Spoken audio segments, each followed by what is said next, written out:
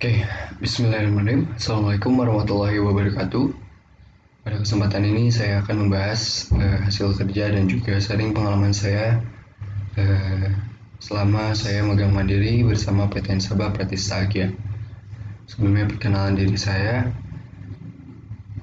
Perkenalkan, nama saya Maulana Sabika Sajid, salah satu mahasiswa Telkom University, Prodi Teknologi Rekayasa Multimedia dengan NIM 7708220134 di kelas D4 SM4604.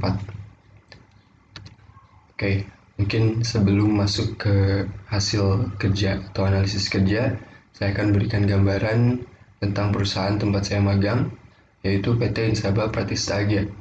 Jadi PT Insaba ini merupakan suatu perusahaan yang bergerak di bidang IT dan juga multimedia.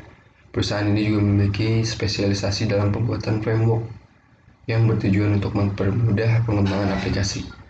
Nah, nama frameworknya ini adalah Sabah Framework. Nanti akan saya jelaskan lebih detail. Lalu, fokus utama perusahaan adalah pada pengembangan sistem aplikasi. Sistem aplikasi yang sering dibutuhkan oleh klien atau Insaba memiliki klien banyak itu dari pemerintah daerah untuk sistem keuangan, lalu juga ada sistem pengelolaan aset, lalu juga ada proyek-proyek lainnya seperti APRT dan juga sistem aplikasi rumah sakit. Dan juga ada proyekan kecil seperti desain logo, desain sistem aplikasi sederhana dan lain-lain sebagainya. Oke, mungkin di sini saya tidak akan berikan detail lebih mengenai PT Insaba karena saya sudah menyusun laporan dan juga saya sudah laporkan kepada dosen pembimbing akademik yaitu Pak Rikman. Maka di sini saya akan memberikan lebih mengenai hasil kerja dan pengalaman saya pada saat menjalani magang kurang lebih 3 bulan di PT Insaba.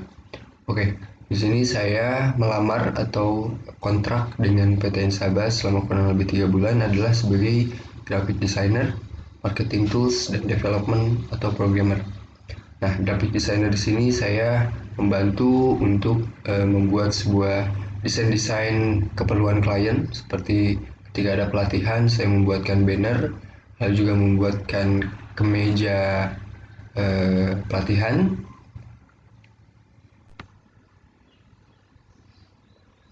Oke, selanjutnya juga saya di sini sebagai marketing tools. Saya berperan aktif dalam pembuatan hal-hal yang bisa membuat nama PT Insaba lebih mudah dikenal dan juga kebutuhan para klien dari PT Insaba. Contohnya adalah pembuatan animasi profile produk, nanti juga saya akan tampilkan. Yang terakhir adalah development atau programmer. Saya juga di sini mengikuti pelatihan programmer agar saya bisa mengoperasikan framework yang ada di PT Insaba. Lalu juga saya mencoba membuat aplikasi sederhana dari framework yang sudah saya pelajari selama 1 bulan. Oke. Next, mungkin ini adalah hasil kerja dari marketing tools. Saya akan perlihatkan mengenai animasi profil produk. Di sini saya membuat 3 profil produk. Yang pertama ada aplikasi e-asset, lalu juga ada SIP-KD. SIP-KD ini adalah sistem pengelolaan keuangan daerah. Lalu juga ada e-blood. Coba tampilkan. Nah, e-blood adalah aplikasi badan layanan umum daerah. E-asset itu untuk pengelolaan aset. Nah, kurang lebih seperti ini gambarannya. Saya mulai dari awal, dari gambaran umum, pengertian, sampai ke tampilan aplikasi juga terperlihatkan di sini dengan keuntungan dan manfaat, ada fitur-fitur yang ditawarkan, ada tahapan pengelolaannya juga.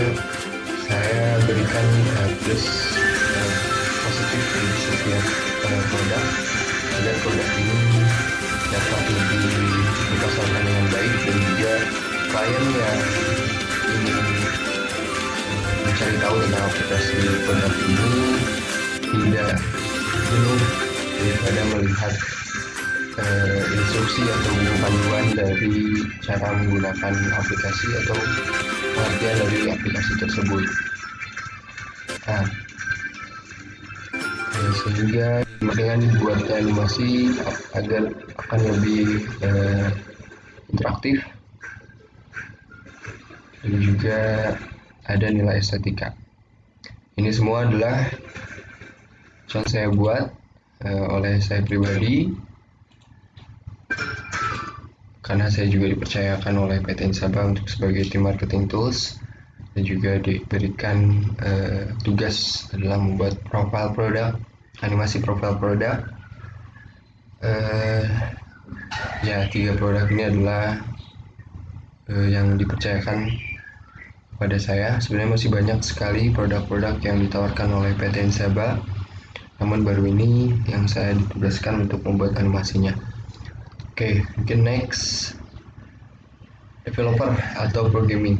Jadi selain dari marketing tools, saya juga berperan sebagai pengembang atau seorang programmer, karena saya juga mengikuti pelatihan kurang lebih 1 bulan untuk bisa mengoperasikan framework. Nah, frameworknya ini namanya adalah Saba Framework. Di sini saya didampingi oleh 2 sampai 3 mentor gitu, dan bersama tim juga kami mempelajari hal-hal yang ada di Saba Framework. Banyak sekali tampilan dari Saba Framework ini sangatlah mudah dan cepat dipahami, karena dibanding pengolah kode lainnya, aplikasi pengolah kode lainnya, Saba Framework termasuk yang simpel dan mudah dipahami. Tampilannya juga tidak terlalu detail dan tidak banyak opsi, sehingga kita, orang awam yang tidak terlalu ahli coding, dapat membuat suatu sistem lebih mudah. Nah, ini saya tampilkan UI dari Saba Framework. Nah, di sini tampilan utamanya kita ada sambutan di sini, selamat pagi. Nah, di sini juga saya diberikan akses akun developer, karena selama saya menjalani magang tidak hanya sebagai akun user saja, tapi ada developer. Nah, developer ini fungsinya adalah adanya opsi mode developer di sini, agar kita dapat mengedit hal-hal yang ada di sini. Nah, mungkin UI dari si Saba Framework ini untuk saya pribadi tidak asing, karena bisa terlihat tampilannya hampir mirip dengan Yggdrasil ataupun MyTellU, karena bentuknya adalah kolom-kolom dan dashboard seperti ini. Sangat memungkinkan sekali untuk membuat sistem aplikasi yang mirip dan serupa dengan Yggdrasil maupun MyTellU. Oke, Saba Framework juga dapat diakses di mobile. Kita coba perlihatkan dulu akses di mobile. Oke, nah ini merupakan tampilannya untuk home login. Nah, kita setelah login, tunggu. Nah, ini dia tampilan dari home login, dan juga halaman beranda atau home. Di sini sebenarnya karena memang pengolah atau editornya ada di website, tapi saya biasa gunakan adalah untuk preview. Jadi ketika saya sudah membuat suatu sistem atau opsi menu di sini, saya akan cross check POV dari versi mobile, sehingga saya dapat memastikan apakah nanti ketika saya sudah membuat aplikasi, user merasa nyaman atau ada kesalahan apa. Nah, saya coba cross check di versi mobile juga. Oke, selanjutnya saya akan sedikit menjelaskan mengenai sistem sederhana aplikasi yang telah saya buat. Yaitu yang pertama ada ini aplikasi tentang pengelolaan aset sederhana, bukan aset yang dibuat oleh Saba Framework yang detail, tapi saya membuat yang sederhana versi light-nya. Nah, di sini ada menu inventory, barang lusa, pengeluaran, dan penerimaan. Kalau ini storage bukan ya? Ini tadi saya buat. Nah, ini dia. Ini merupakan sistem pengelolaan sederhana dari aplikasi yang telah saya rancang. Inventory ini fungsinya untuk menampung atau menampilkan data penyimpanan yang ada di suatu perusahaan mungkin. Lalu juga ini pada barang, menu barang ini kita bisa klik nambah barang untuk mengajukan pada perusahaan ketika ada barang yang masuk, nantinya akan masuk ke inventory ketika sudah di ACC. Lalu ada pengeluaran barang ketika perusahaan ada datanya di sini. Dan oke, lanjut. Selain pengeluaran dan juga ketika ada barang yang masuk ke perusahaan, ini juga sesuai dengan nama penginput.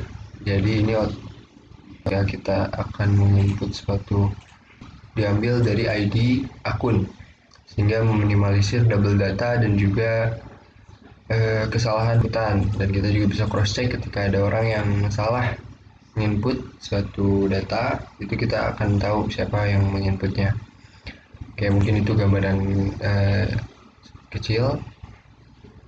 Mungkin kita akan langsung praktekkan bagaimana saya membuat menu ini. Nah, saya belum menjelaskan bahwa Sabah Framework juga belum bisa berdiri sendiri. Banyak aplikasi tambahan untuk bisa membuat suatu kolom seperti ini yang terkoneksi dengan database. Tentunya kita perlu aplikasi seperti Python, XAMPP, IIS, lalu juga ada PyCharm, lalu ada MySQL untuk database-nya. Oke, mungkin kita akan langsung praktekkan saja. Nah, yang pertama caranya adalah kita tambah baru, page baru. Nah, di sini kita rename, misalkan namanya adalah penyimpanan. Ini contoh aja, penyimpanan.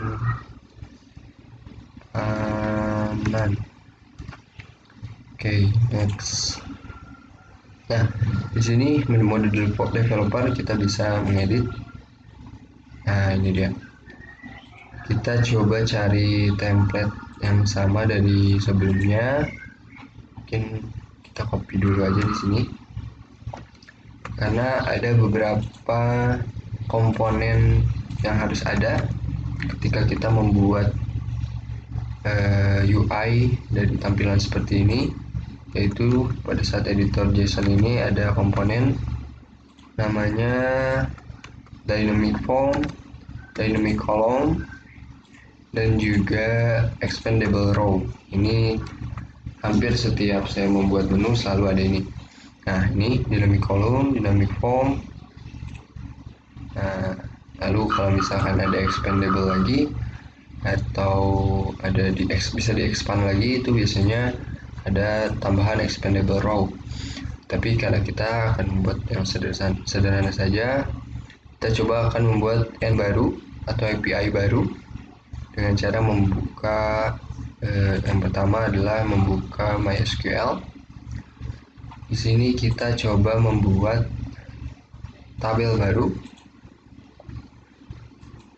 new tabel.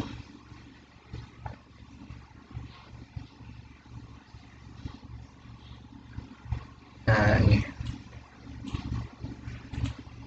kita tambahkan ID komponen yang harus saya input agar unik. Lalu juga kita coba buat misalkan nama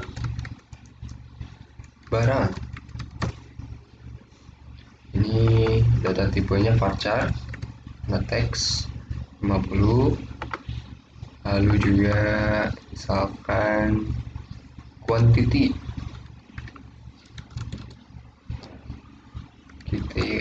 nah quantity ini juga integer, kalau ini integer. Lalu ada misalkan tambahkan status, ini juga integer karena kita ambilnya 1 dan 2, yes or no. Jadi satunya bisa dideklarasikan menjadi sukses, atau duanya bisa dideklarasikan menjadi pending atau apapun itu. Nah, di sini settingannya adalah identify specification, kita expand lalu kita double klik hingga yes. Nah, lalu habis seperti ini kita tinggal save saja. Kita save, kita ganti namanya adalah penyimpanan. Oke, kita coba, kita tunggu hasil prosesnya. Refresh dulu apakah sudah save. Nah, udah ini. Lalu yang step kedua adalah kita perlu generate kode yang tabel tersebut. Ini kita disediakan template oleh PTN Saba untuk bisa mengenerate agar kita bisa pindahkan langsung codingannya, scriptnya dengan ke PyCharm nantinya, ke aplikasi PyCharm, yaitu dengan buka file Gain Alchemy. Nah, buka. Nah, ini dia. Sini kita tinggal ganti aja dengan nama filenya yang tadi kita save. Tadi penyimpanan.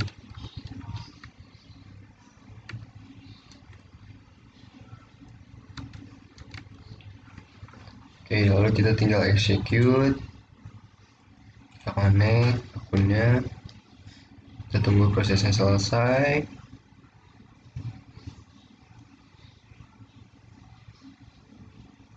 Execute lagi. Wait. Ini sepertinya kita save lagi coba.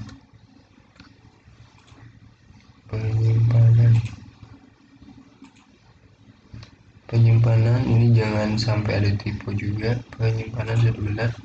Coba kita ganti dulu ke tes. Ya. Coba kita close dulu.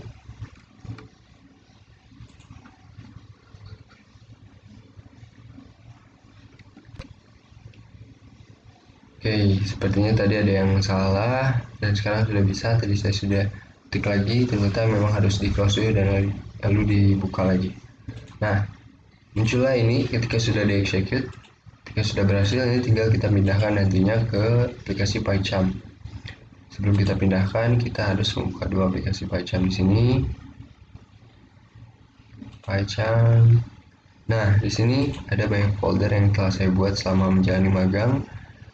Kita membuat API baru, folder kita buat di sini aja. Kita copy, kita paste di sini. Kita namakan penyimpanan.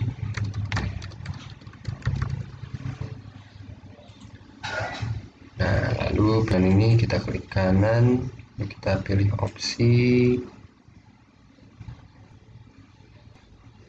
replace in file.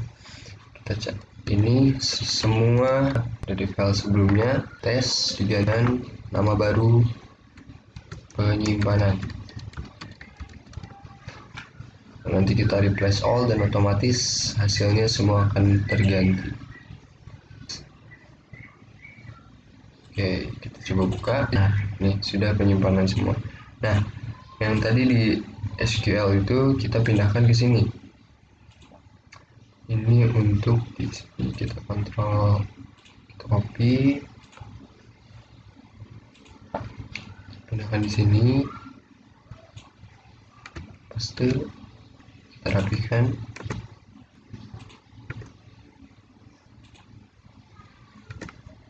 Lalu di mana takutnya ada kesalahan,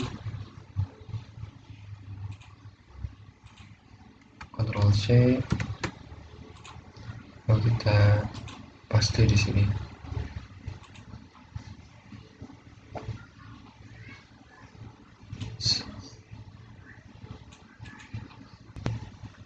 Oke, paste. Nah, sudah. Setelah itu ini sudah jadi suatu API. Kita cara ngeceknya adalah kita harus run ulang. Kita tunggu proses running.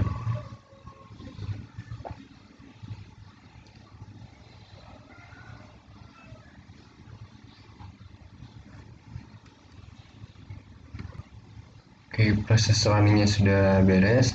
Kita cek ke ini. Nah, ini kita openin Chrome. Kita salin aja. Nah, ini kita cek apakah API-nya sudah masuk, sudah terdaftar atau belum, dengan nama API penyimpanan, biasanya paling bawah.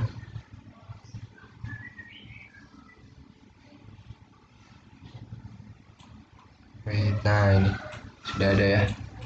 Ini berarti kita sudah operasikan post-get jeleknya.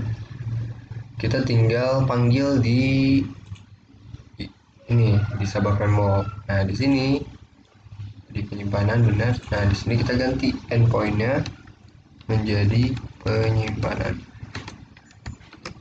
Penyimpanan. Nah, lalu kita ubah ini dynamic column itu untuk UI dari tampilan ketika nanti bisa upload, dan juga kolom-kolom tabel-tabel. Nah, di sini ada nama barang, tadi saya sudah juga buat, sama kita juga quantity, status. Nih, statusnya kita deklarasikan, satu itu sukses, dua itu pending. Lalu ada dynamic form, juga sama, form itu untuk input barangnya, form seperti Google Form, jadi add new, nanti ada form lagi, ada muncul lagi. Ini ada kolom nama barang, sama kalau kita fill value-nya fill dari ID agar unik. Lalu juga ada key quantity, type tipenya harus dideklarasikan juga karena value type-nya adalah integer. Jadi ketika ini dihilangkan itu tidak akan terdeteksi error. Nah, ini status seperti yang tadi, satu itu sukses, dua itu pending. Oke, kita langsung save. Iya, tuh kita save, coba refresh.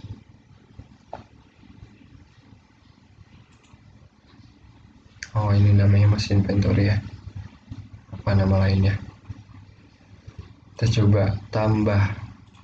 Misalkan kita mau masukkan barang di perusahaan kertas HPS.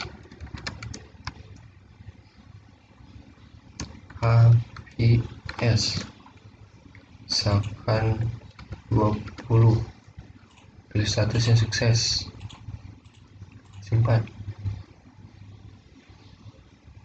Nah, ini sudah aktif dan bisa dijalankan tuh. Jadi ada nama barang, ada juga quantity, ada status. Nah, ini adalah salah satu pemrograman sistem sederhana pembuatan tabel dari front end hingga back end dan terkoneksi oleh database. Bahkan banyak sekali fitur-fitur lainnya ketika kita mencoba mengulik. Tidak hanya 3 opsi ini, bahkan setelah ini juga bisa di-expand. Itu sangat memungkinkan sekali, banyak sekali fitur-fitur yang disediakan oleh Sabah Framework. Mungkin itu saja yang dapat saya sampaikan mengenai gambaran dari Sabah Framework dan hasil kerja yang telah saya kerjakan di Sabah Framework. Lagi ke PowerPoint.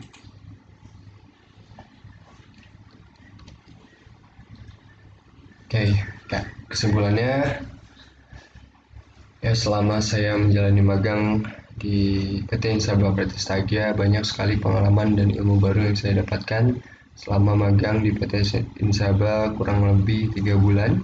Jadi 1 bulan saya gunakan untuk mempelajari hal-hal mengenai Sabah Framework dan juga adaptasi kebutuhan klien di sana itu apa aja.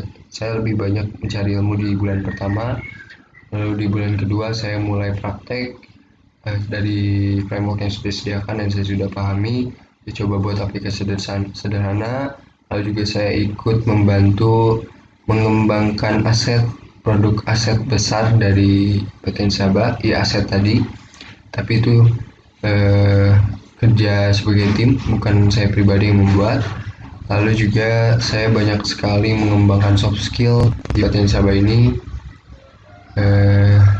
Itu juga merupakan tujuan saya untuk mengikuti magang selama masa liburan, terutama di bidang multimedia, karena saya juga mengambil mata kuliah teknologi rekayasa multimedia.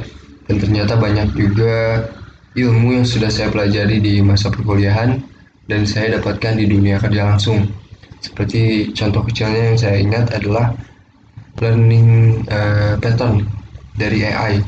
Saya sempat bahas bersama dengan mentor di sana bahwa luar biasa eh, mata kuliah statistika waktu itu berkaitan dengan apa yang kita bahas pada saat mentoring bersama staff di PT Insaba. Oke, selanjutnya, mungkin terima kasih banyak atas perhatian dan bantuannya, khususnya kepada pembimbing atau mentor dari Insaba, yaitu Pak Irfan, Pak Zaidan. Lalu juga dosen, saya ucapkan terima kasih kepada dosen pembimbing akademik yaitu Pak Rikman yang telah membantu saya menyusun laporan dan juga memberikan info mengenai magang dan rekognisi. Lalu juga kepada dosen mata kuliah yang bersangkutan, saya ucapkan terima kasih. Mohon maaf atas segala kekurangannya. Wassalamualaikum warahmatullahi wabarakatuh.